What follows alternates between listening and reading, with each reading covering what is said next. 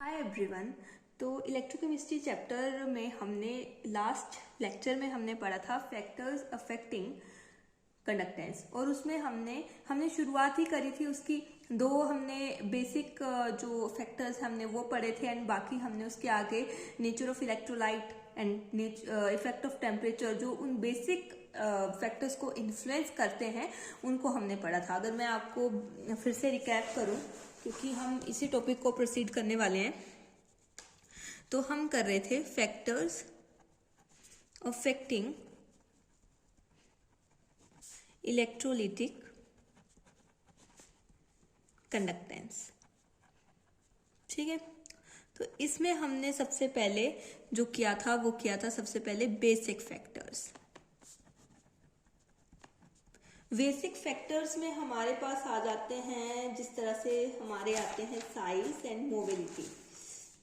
Okay, size और mobility तो एक ही बात हो गया। इसमें हमने पढ़े थे number of ions and mobility of ions. These are the basic factors. Okay,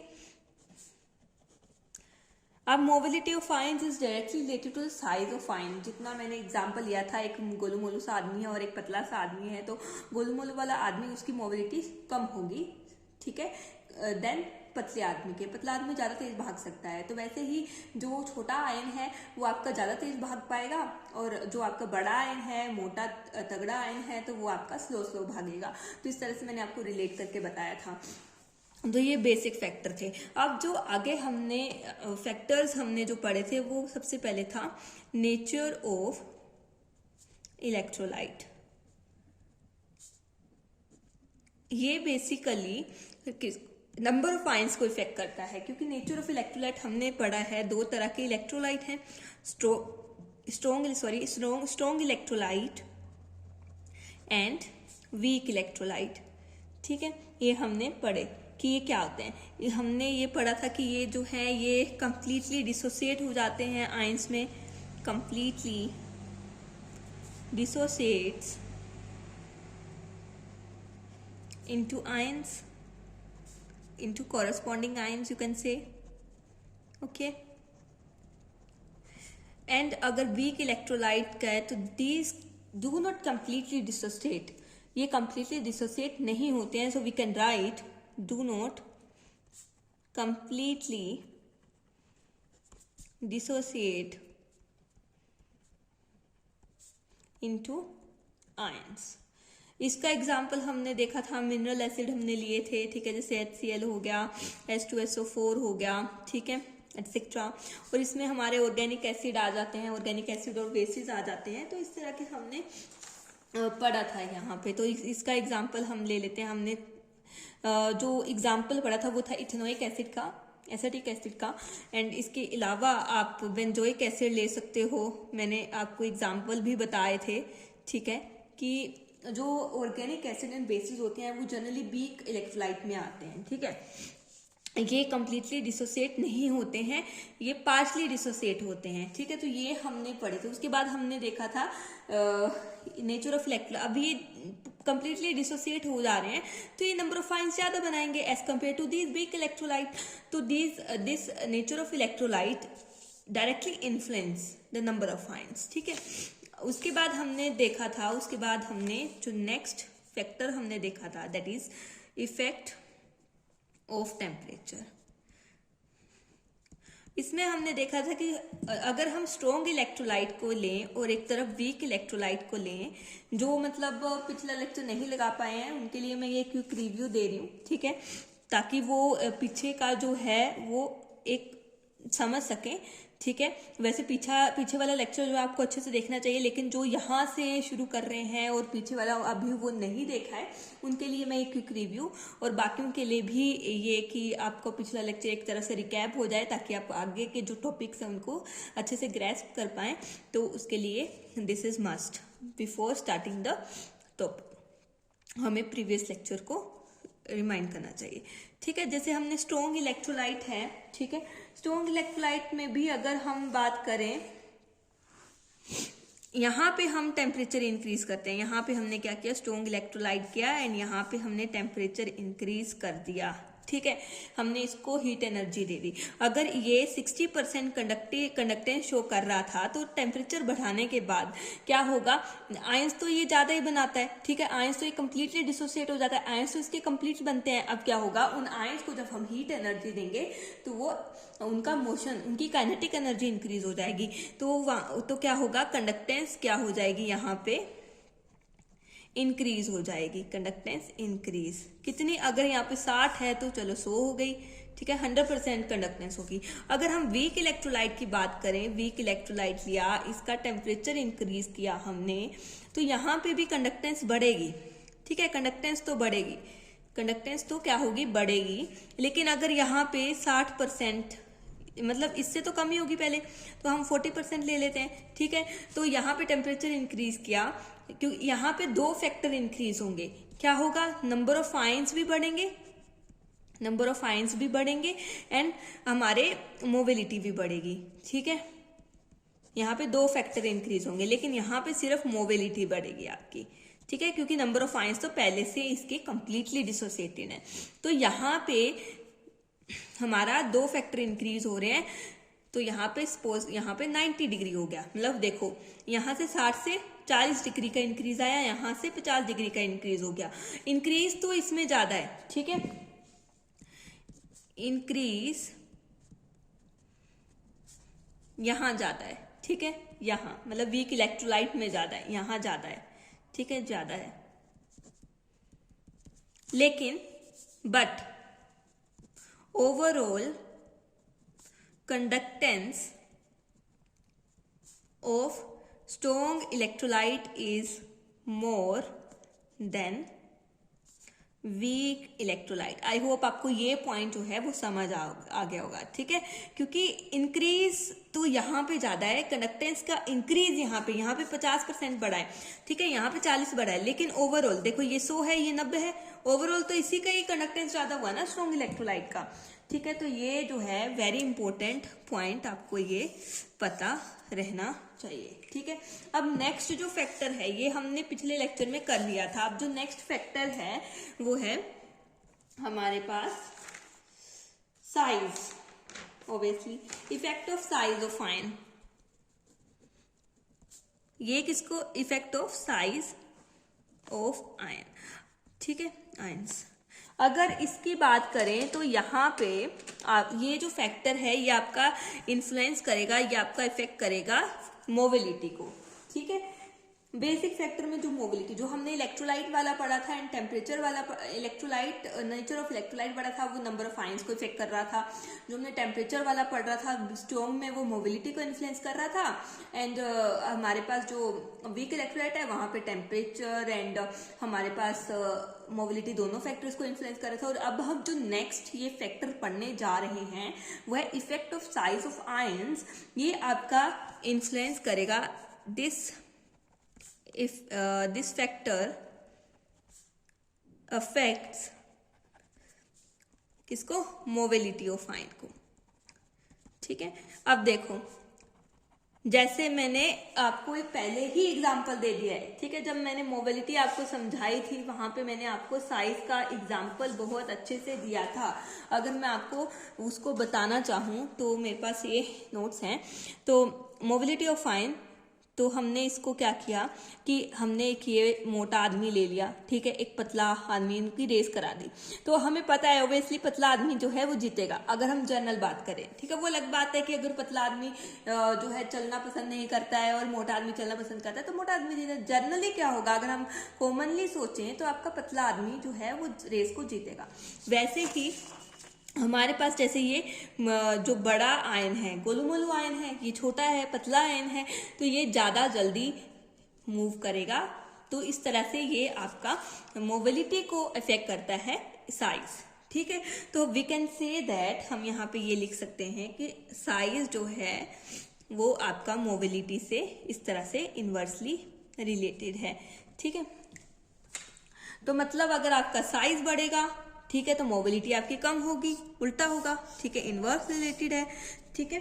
अब हम ये बोल सकते हैं कि अगर हमारी मोबिलिटी इंक्रीज हो रही है, ठीक है, मैंने आपको पहले बताया था, तभी बताया हुआ है, ये आपको समझने में कोई दिक्कत नहीं आने वाली है, क्योंकि मोबिलिटी अगर आपकी इंक्रीज हो रही है, इफ मोबिलिटी इंक्रीजेस, ठीक है, देन तो क्या होगा, आपकी कंडक्टेंस भी बढ़ेगी, कंडक्टेंस भी आपकी इंक्रीज होगी, ठीक है। कब होगा, जब हमने नंबर ऑफ आयंस को क्या लिया है, when नंबर ऑफ आयंस हमने उसको कांस्टेंट लिया हुआ है। मतलब अगर हम एग्जांपल लें, हमने यहाँ पे NaCl ले लिया है, ठीक है, और यहाँ पे हमने NaCl और यहाँ पे हमने क्या लिया है, MgCl2, ठीक है। अब यहाँ पे okay, number of ions should be kept constant, तो हमें यहाँ पे क्या करना है, MgCl2 की जगह हम KCl ले लेते हैं, ठीक है, KCl ले लेते हैं। तो यहाँ पे आपको पता है डाउन द ग्रुप जाते हैं, जैसे सोडियम पोटेशियम, ठीक है, इस तरह से आपका जाते हैं, ठीक है।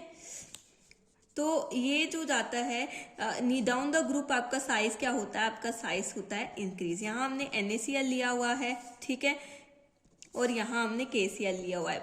हमें पता है कि इसका साइज जो है वो कम होगा देन KCl, तो Na positive and Cl negative यहाँ पे बन रहा है, यहाँ पे K positive and Cl negative. Ions जो है हमारे दो दो ही बन रहे हैं, आयंस आर कांस्टेंट।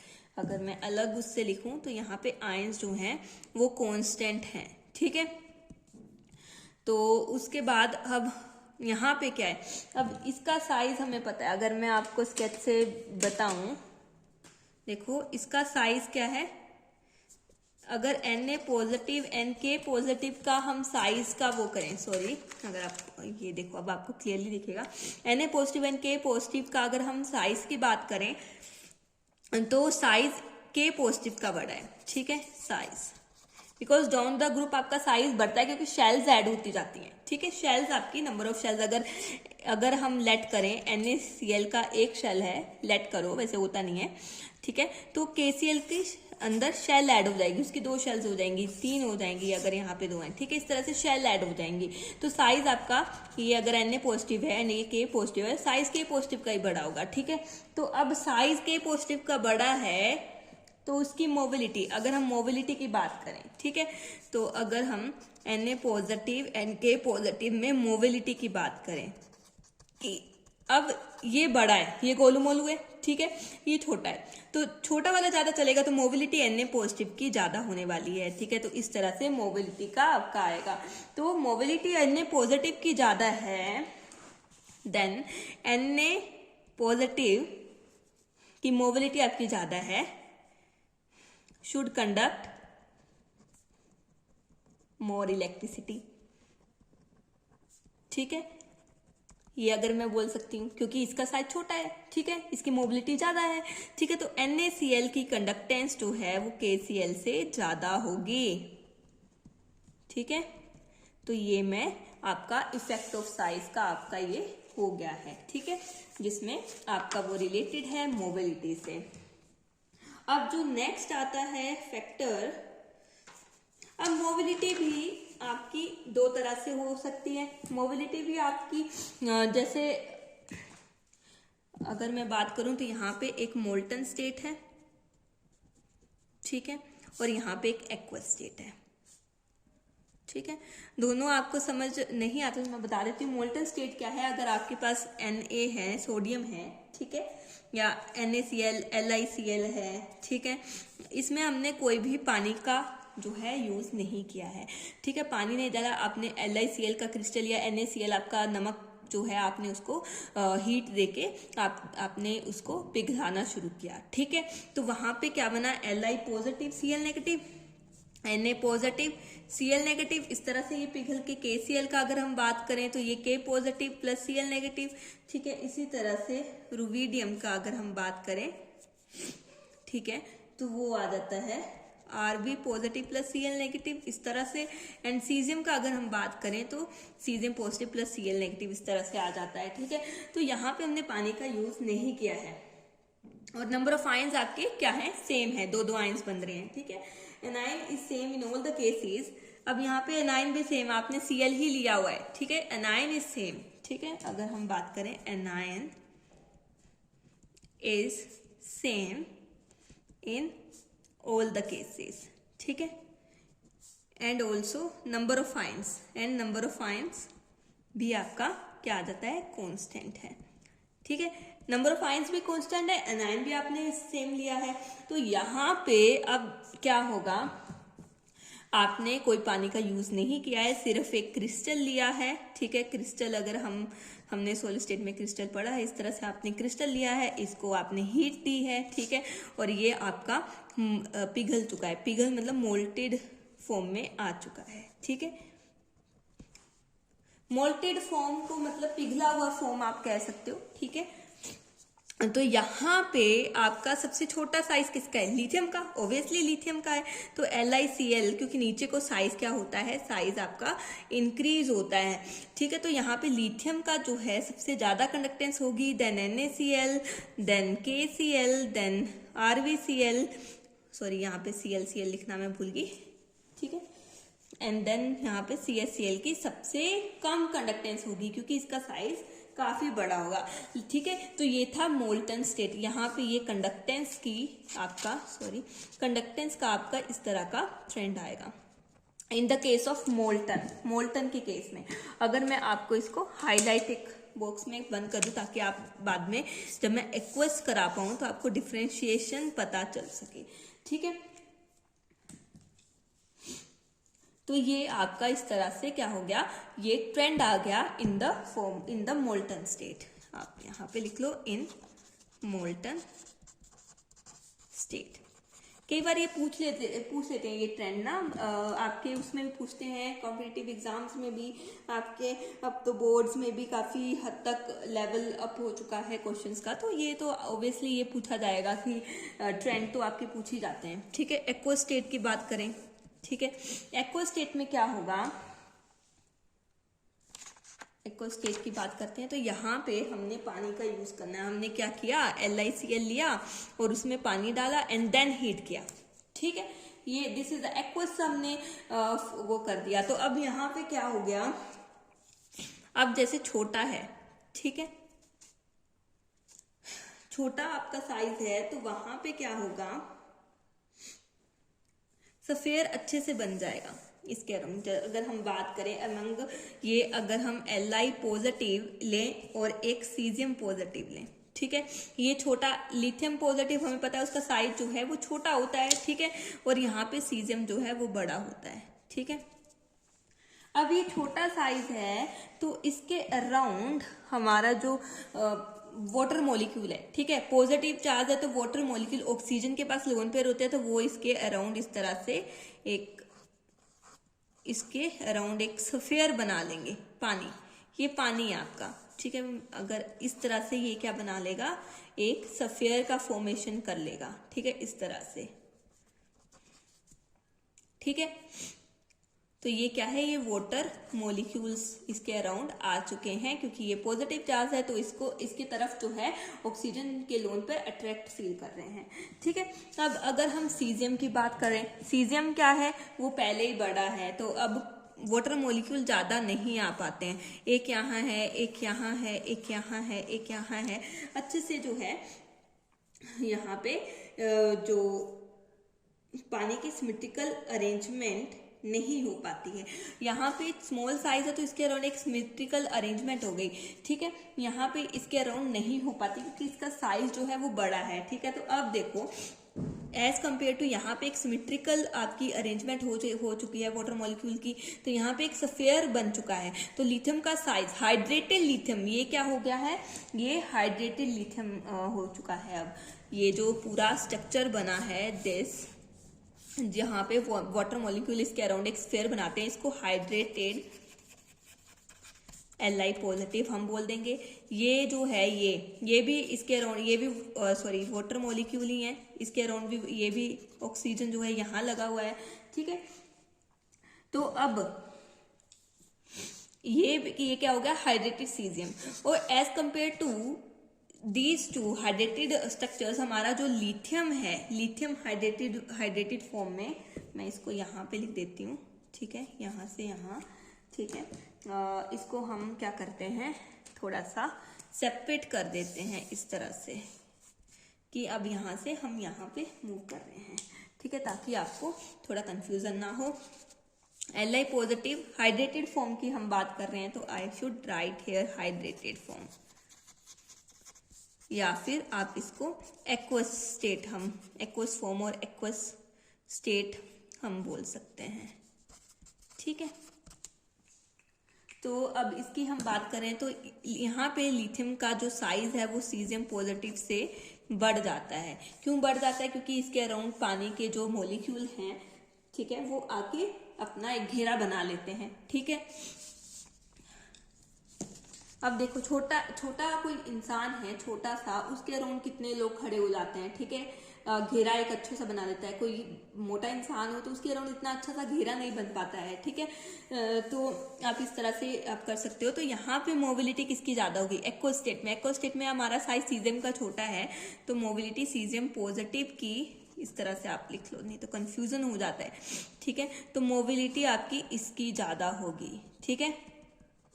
अब ऊपर देखो, ऊपर क्या था, अब कंडक्टेंस की बात करते हैं। कंडक्टेंस का भी मैं यहीं पे लिख देती हूँ कि LiCl है, NaCl है, KCl है, RVCl है, CHCl है। एक्वस स्टेट की बात चल रही है तो CHCl की कंडक्टेंस ज्यादा होगी देन LiCl की सबसे कम कंडक्टेंस होने वाली है, सॉरी कंडक्टेंस, ठीक है।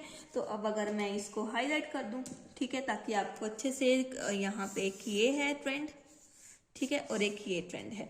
यहाँ पे देखो LaCl की कंडक्टेंस ज्यादा है और यहाँ पे CHCl की कंडक्टेंस ज्यादा है, ठीक है। ये था आपका मोल्टन स्टेट का और ये था आपका एक्वस स्टेट का। एक्वस स्टेट में आपके वाटर मॉलिक्यूल आके ऐसे घेरा बना लेते हैं, ठीक है।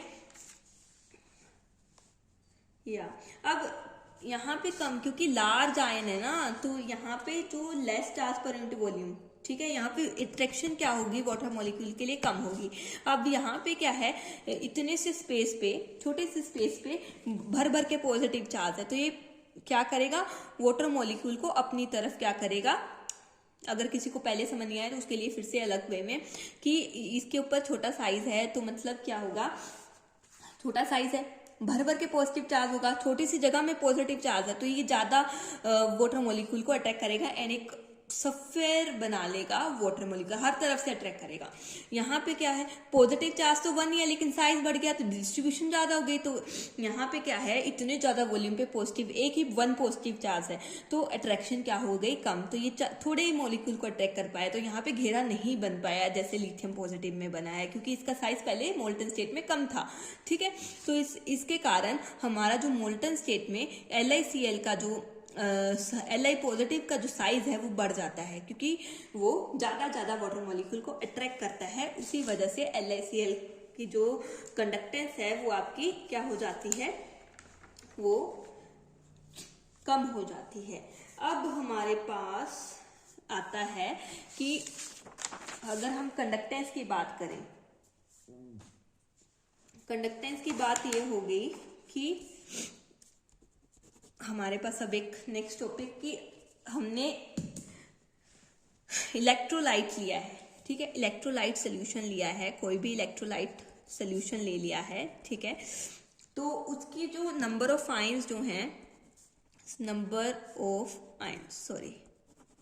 नंबर ऑफ आयंस अगर उसके 50 है, ठीक है, 50 है, तो उसकी कंडक्टेंस इस हिसाब से होगी। लेकिन if we dilute this solution, ठीक है, डाइल्यूट कर दिया हमने, पानी ऐड कर दिया, बिफोर डाइल्यूशन अगर वो 50 थे, पानी ऐड करने के बाद क्या हुआ,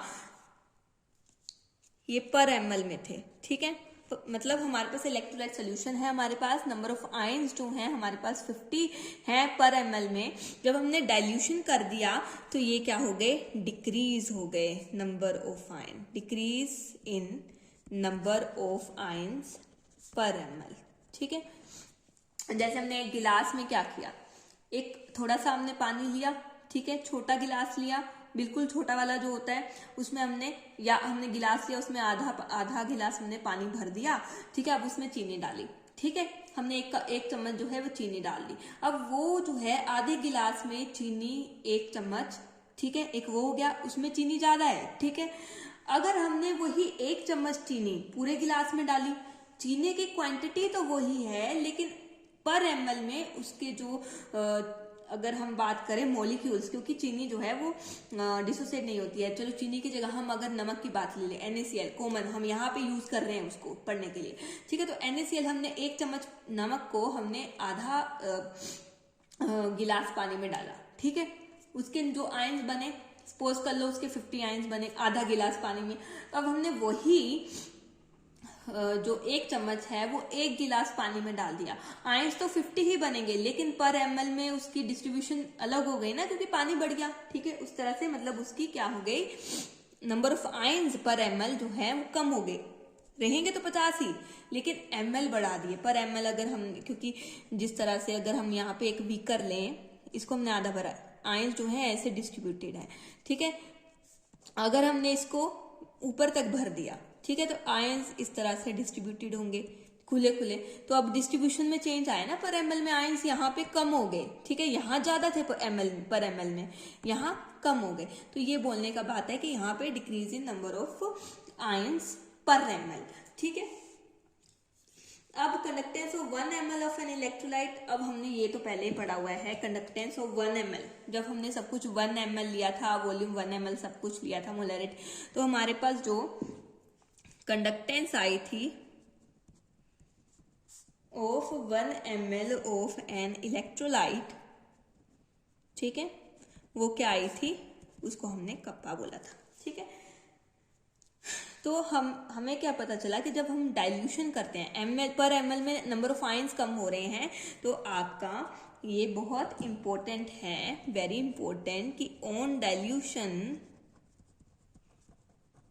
आपका जो कप्पा क्या करता है, वो डिक्रीज करता है, ठीक है। बट अगर हम बात करें, बट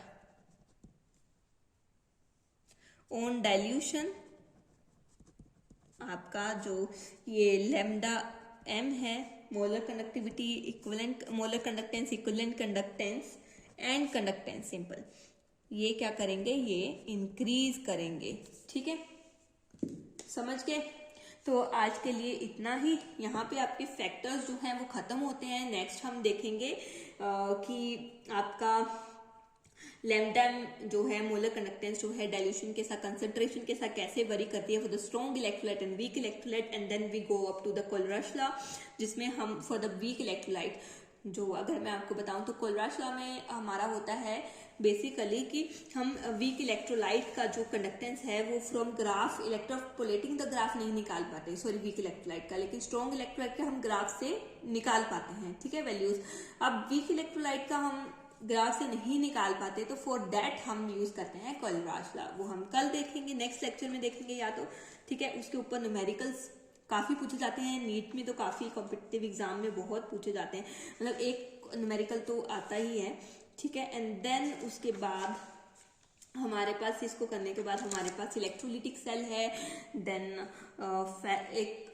उसके बाद हमारे पास फेरेडेज लॉ आ जाते हैं, एंड देन बैटरीज का टॉपिक है। बस उसके बाद ये चैप्टर हम आपका फिनिश हो जाएगा after 4 to 5 lectures. Thank you with it.